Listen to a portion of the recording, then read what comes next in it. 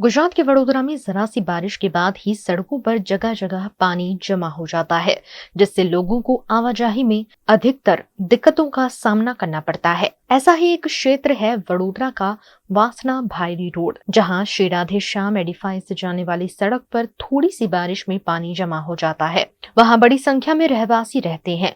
कई सारी सोसाइटीज, कई सारे रेसिडेंट्स वहां पर हैं। भायली क्षेत्र वडोदरा का एक डेवलप्ड इलाका है। ऐसे में प्रशासन को अंदरूनी सड़कों पर ध्यान देना भी उतना ही जरूरी है। यहाँ सोसाइटी की ओर जाने वाले मार्ग पर ही पानी जमा हो जाने से न तो कोई इस पार आ सकता है, न कोई उस पार जा सकता है। ऐसे में प्रशासन पर कड़े सवाल उठते हैं कि रोड पर कोई कार्य क्यों नहीं किया जाता, जिससे इस तरह की दिक्कतों से बचा जा सके। तकलीफ बहुत पड़े है। घर बहार निकलत नहीं, एटलू पानी भराय है। तो वरसाद खूब दिवस पड़े है, तो भी कोई काम करवा तैयार नहीं, कोई काम करते नहीं।